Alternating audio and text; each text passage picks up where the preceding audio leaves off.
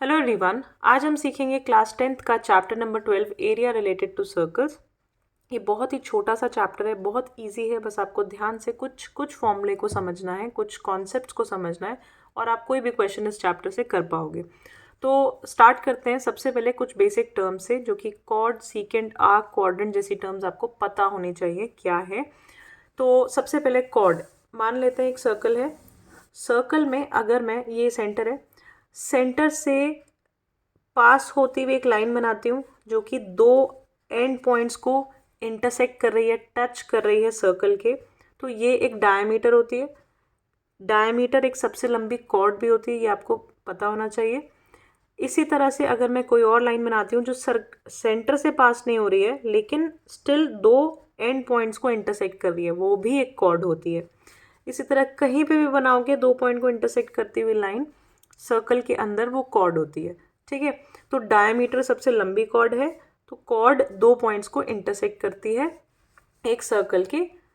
इसके अलावा आप बात करते हैं सीकेंड की। सीकेंड क्या होता है, देखो ध्यान से। अगर मैं इसी लाइन को, इसी कॉर्ड को आगे एक्सटेंड कर दूं, सर्कल से बाहर तक जाती हुई बना दूं, और मैं इसको बोलूं ये पी पॉइंट तक जा रही है और ये क्यू पॉइंट तक जा रही है, तो ये हो गई आपकी सीकेंड। सीकेंड हमेशा याद रखना, जो सर्कल को इंटरसेक्ट तो करेगी लेकिन आगे पास हो जाएगी, वहाँ पे एंड पॉइंट ये नहीं होगा, सर्कल के ऊपर नहीं होगा, सर्कल के ऊपर से पास होती हुई आगे जा रही होगी। ठीक है, इसको तो हम पी क्यू को सीकेंड बोलेंगे। इसके बाद आता है आर्क। आर्क क्या होता है, मान लेते हैं सर्कल है, सर्कल के ऊपर मैं इतना पार्ट, इसकी सरकमफ्रेंस का एक पार्ट कट कर लेती हूँ और इसको नाम देती हूँ ए बी। तो ये जो ए बी है ना, ये कर्व्ड पार्ट, इतना हिस्सा, इसको आर्क बोलेंगे। ठीक है, इसी तरह अगर मैं यहाँ से ये पी और ये यहाँ पे मान लो ये पी है, ये क्यू है, ये पार्ट जो है मैं इसकी बात करती हूँ सिर्फ। ठीक है, पूरी सरकमफ्रेंस की नहीं, लेकिन सिर्फ पी क्यू पार्ट की, तो पी क्यू जो हो गई वो आर्क हो गई। ठीक है, अब आते हैं क्वाड्रेंट। क्वाड्रेंट का मतलब क्या है, क्वाड्रेंट वर्ड बना है क्वार्टर से, तो आप सर्कल के चार हिस्से करोगे। क्वार्टर मतलब होता है चौथा पार्ट, तो सर्कल के चार हिस्से किए, एक हिस्से को अगर मैं, एक हिस्से की बात करूं तो उसको कहते हैं क्वाड्रेंट ऑफ अ सर्कल। ठीक है, आगे बढ़ते हैं। अब कुछ बेसिक फॉर्मूलेज हैं, वो आपको रिवाइज करने हैं। जैसे कि रेडियस का फॉर्मूला क्या होता है, डायमीटर अपॉन 2, यानी डायमीटर का आधा होता है रेडियस, या इसको मैं ऐसे भी बोल सकती हूँ कि डायमीटर अगर मुझे निकालनी है तो रेडियस का डबल कर दो। ठीक है, तो ये बेसिक फॉर्मूला है, बचपन से यूज़ करते आ रहे हो, ये पता होना चाहिए। इसके बाद सर्कमफ्रेंस क्या होती है आपकी, 2πr। एक सर्कल की सर्कमफ्रेंस, पूरे सर्कल की सर्कमफ्रेंस की बात कर रही हूँ, 2πr। एरिया क्या होता है सर्कल का, πr²। ठीक है, ये दोनों फॉर्मूले हम पढ़ ही रहे हैं काफ़ी क्लासेस से। तो इसके आगे देखते हैं इस चैप्टर में नया और ख़ास क्या है। अगर आपसे पूछा जाए सेमी सर्कल की सर्कमफ्रेंस निकालो, सेमी सर्कल, तो यहाँ पे देखो मैं एक सर्कल बनाती हूँ, ये सर्कल है। ठीक है, सर्कमफ्रेंस का मतलब है एक पॉइंट से शुरू हो जाओ और पूरी लेंथ को काउंट करो, पूरी लेंथ को फाइंड करो इस सर्कल तक दोबारा, मतलब ये पूरा गोल घूम के ऐसे वापस यहाँ तक, तो ये पूरी लेंथ को हम सर्कमफ्रेंस कहते हैं। सर्कमफ्रेंस निकालते हैं हम 2πr से। राइट, अब सेमी सर्कल की सर्कमफ्रेंस बोली जाए तो सेमी सर्कल का मतलब होता है आधा सर्कल, तो सर्कल को मान लेते हैं आधा कर देते हैं, तो क्या होगा, इस 2πr को भी आधा करना पड़ेगा। ठीक है, 2πr को आधा करोगे तो आपका ये पार्ट का वो मिल जाएगा, क्या, सर्कमफ्रेंस मिल जाएगा। लेकिन ये सेमी सर्कल की सर्कमफ्रेंस नहीं हुई। सेमी सर्कल कब कंप्लीट होगा, सेमी सर्कल तब कंप्लीट होगा जब इसके साथ डायमीटर भी होगी, this is a semi circle. ठीक है, तो सेमी सर्कल की अगर सर्कमफ्रेंस निकालनी है तो 2πr को 2 से डिवाइड करेंगे, वो आपको समझ आ गया होगा क्यों करेंगे। उसमें हम, ये क्या है देखो, ये है आपकी डायामीटर, डायामीटर को प्लस करेंगे। डायामीटर या तो पूरा d से डिनोट कर सकते हो आप, या ये जो डायमीटर का आधा ये रेडियस होता है, ये भी रेडियस हो गया, तो ये सेंटर है क्योंकि, तो 2r लिख सकते हो डायमीटर को।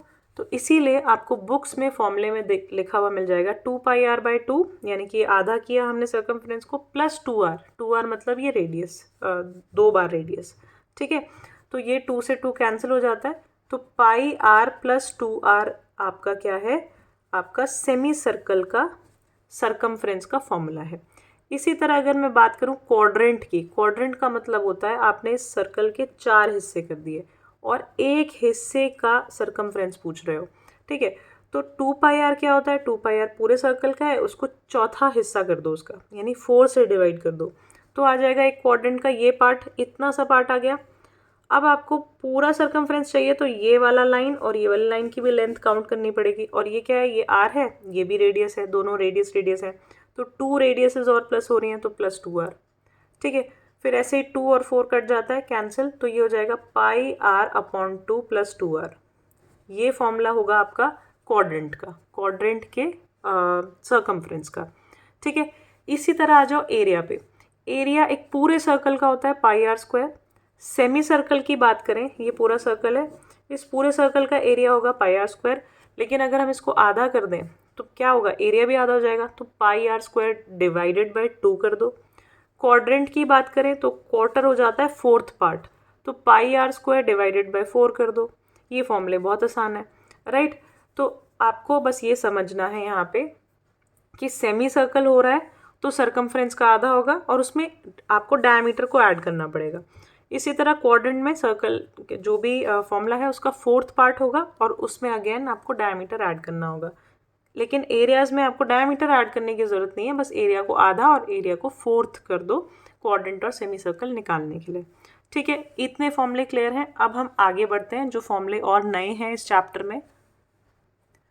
तो पहला फॉर्मूला है सेक्टर ऑफ अ सर्कल। इस फॉर्मूले को समझने से पहले आपको सेक्टर समझना पड़ेगा, सेक्टर होता क्या है। तो देखो, मान लेते हैं सर्कल है, सर्कल में अगर मैं, ये सेंटर है ओ से 2 रेडियस बनाती हूँ, एक AO और एक OB। ठीक है, 2 रेडियस बना दी, तो उसके बीच में ना एक हिस्सा, एक पार्ट अलग हो जाएगा सर्कल का। ठीक है, ये AOBP बोल सकते हो जिसको, ये पार्ट, इसको कहते हैं सेक्टर ऑफ अ सर्कल। ठीक है, अब आप बोलोगे एक और पार्ट ये बड़ा वाला भी तो अलग हो रहा है, यानी AOB मान लेते हैं C है, तो AOBC पार्ट भी तो अलग हो रहा है, बिल्कुल हो रहा है, तो ये भी एक तरह का सेक्टर होगा। लेकिन अब कौन से सेक्टर की बात कर रहे हो, इसके लिए हमने इनका नाम रखा है, छोटा सेक्टर है तो हम बोलेंगे माइनर सेक्टर, माइनर सेक्टर, और ये बड़े वाले की बात करेंगे तो हम बोलेंगे मेजर सेक्टर। ठीक है, और बुक्स में अगर आपको लिखा हो सिर्फ सेक्टर तो बाय डिफ़ॉल्ट समझ लेना माइनर की ही बात हो रही है। मेजर की बात करेगा तो लिखेगा कि मेजर सेक्टर की बात हो रही है। ठीक है, अगर सिर्फ सेक्टर वर्ड लिखा है तो माइनर की यानी छोटे वाले सेक्टर की ही बात कर रहे हैं वो, राइट। अब इसका एरिया अगर आपको निकालना है तो उसका फॉर्मूला क्या होता है वो सुनो ध्यान से। ये जो सेक्टर होता है ना, ये डिपेंड करता है एक एंगल पे। एंगल मतलब जैसे सर्कल है, सर्कल में ये सेक्टर बना हुआ है, अब ये सेक्टर छोटा होगा या बड़ा होगा ये इस सेंटर पे बनने वाले एंगल पे डिपेंड करेगा। एंगल बड़ा हो जाएगा, देखो एंगल बढ़ गया, इतना सा बड़ा हो गया, तो सेक्टर का एरिया बड़ा हो गया। एंगल और बड़ा कर दोगे, सेक्टर का एरिया और बड़ा हो जाएगा। एंगल को छोटा कर दोगे, ये छोटा हो गया, एंगल का एरिया छोटा हो गया। तो थीटा मीन्स एंगल, थीटा यहाँ पे एंगल को डिनोट कर रहा है। इसी एंगल के ऊपर डिपेंड करता है एरिया कितना होगा।